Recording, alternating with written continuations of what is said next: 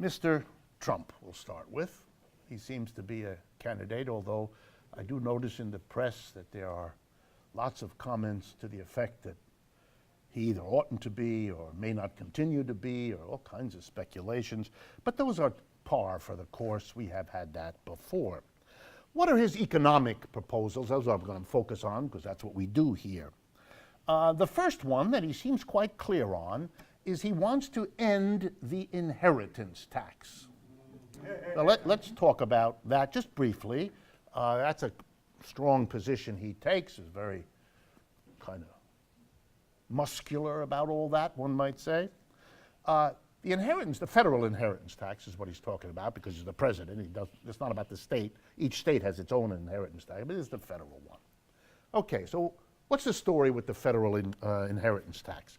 It started 100 years ago. Some of you were here last month. I talked a little bit about it. It started in 1916, and it was a way of doing two things in America. Passed by the Congress, signed by President Woodrow Wilson, I believe. And it had two purposes. Number one, to help pay for World War I, which was very expensive, and the government needed to raise money to pay for the war. And an inheritance tax was the way they decided to do a significant part of that.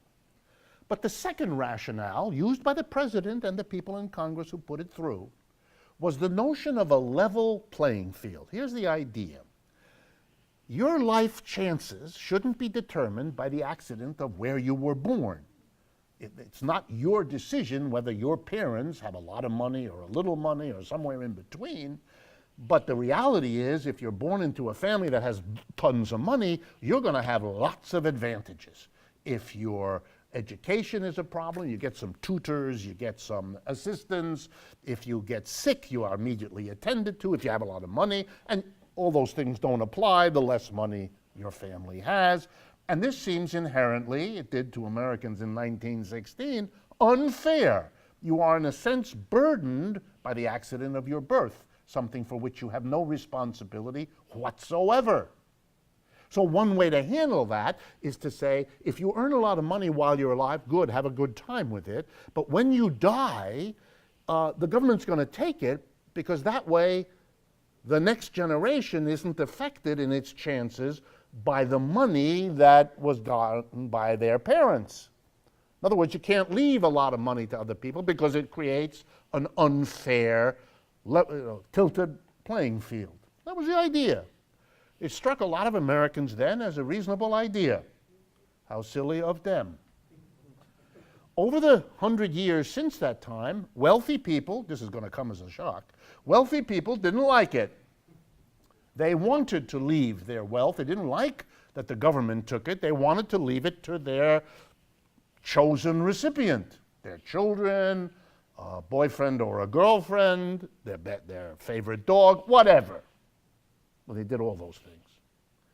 And so slowly it was eroded. To this day, right now, it barely exists. For example, today, this is going to get some of you so upset you may leave the room. Please don't do that. We have a lot of interesting things to do. But it turns out that today, if you die, all of your estate, all of the wealth you leave behind, over $10 million will be taxed. Those wretches in the room who are leaving less than $10 million, you don't have to worry. Only the people with more than 10 have any federal income tax to pay. Couples, I'm talking about, because you leave it to your wife. It's a detail. It's not important. Over the years, it's been increased more and more to get more and more people out from under. So now something like 0.2% of people who die have any federal income tax to pay. It's a trivial amount. It's only the richest people who still have to pay. And those are the ones that Mr. Trump wants to relieve the burden of the inheritance tax on. Again, if I had time, we'd stop. I'd ask you all to stand up, pledge allegiance, and I'd play the American anthem just in sheer respect for the ingenuity of such a proposal. So that he wants to get rid of the little bit of it that remains. Long ago, it stopped being a problem. If you are wealthy, for those of you that have more than 10 million, please don't despair. You go to a tax accountant, it's very easy, and they will give you 400 ways that the law has now prescribed for you to get out of paying the little bit that you still owe. There are special trusts, there are special arrangements you can make that avoid almost all of it. So don't despair. I can see some of you, wiping your brow. See me afterwards. I'd like a piece of whatever it is that you're leaving to your heirs, but don't worry about this. This is a statement by a candidate that he's going to relieve people who don't even have this problem of the teeny bit of problem they have left. Number 2, Mr. Trump's economics calls for renegotiating trade deals. This is a big one. He says this. He says he's a great negotiator, and that therefore he's going to renegotiate, change the deals that previous administrations have cut with other countries.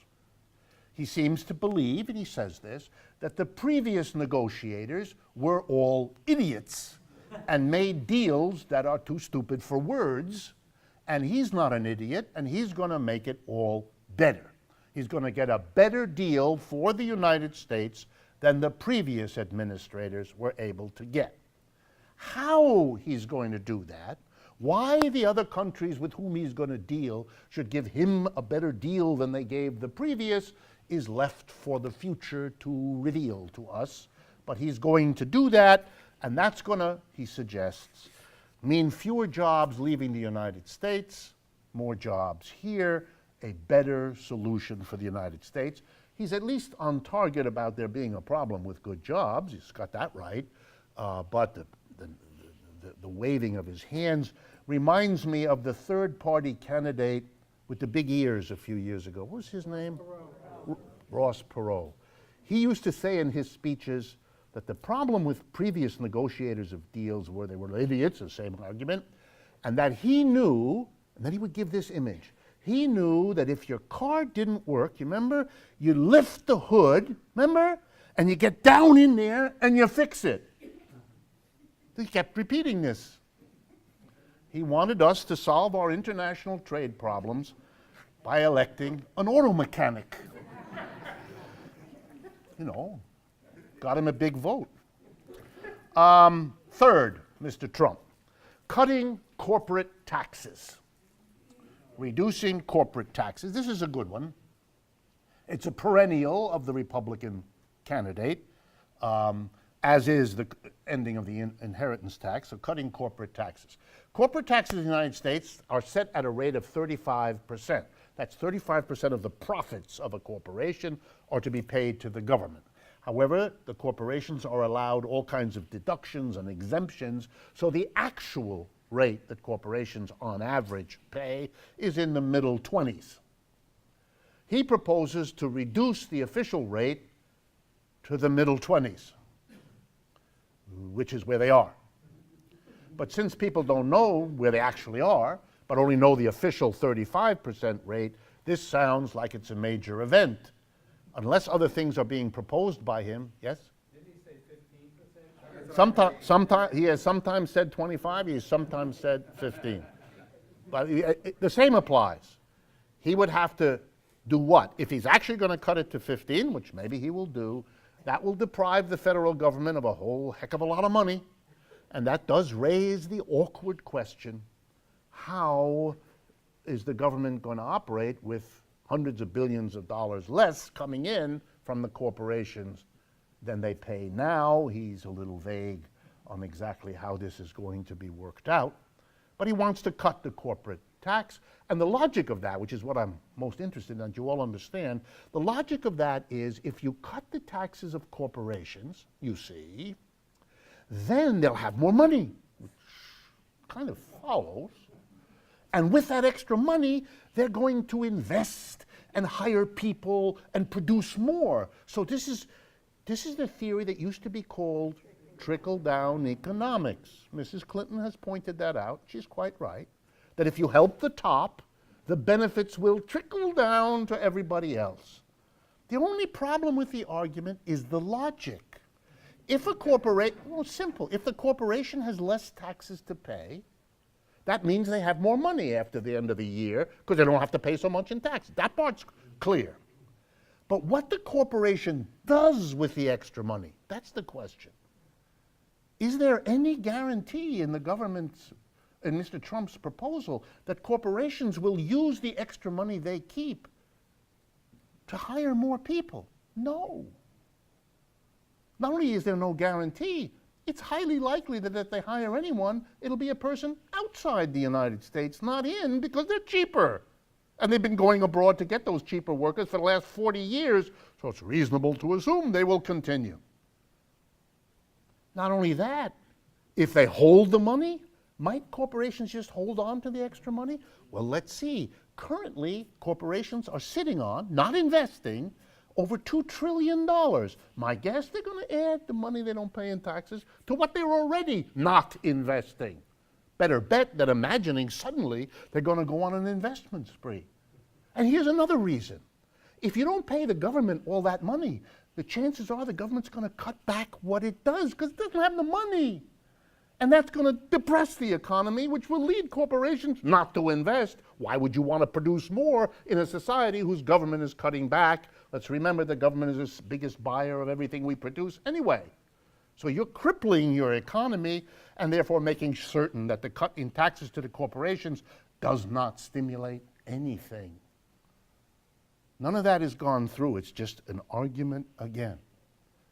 So economic policy of Mr. Trump, not much. Not much. Maybe of interest to corporations if they have less tax to pay. That could be. Maybe of interest to very rich people if they have less inheritance tax, a little bit that they had to pay. Yeah, I can see that. But for the average person, there's nothing here. There's really nothing here. And so my guess is that Mr. Trump will have to focus on those other kinds of issues that do get people excited. Issues like guns. That's been big in the last 2 or 3 days. You've all read about that. Issues like abortion. Issues like compensation for various groups that are having a problem, if you can figure out how to fund it, and so on. There's not much. There's a lot of hoopla, a lot of waving of hands, a lot of gestures, but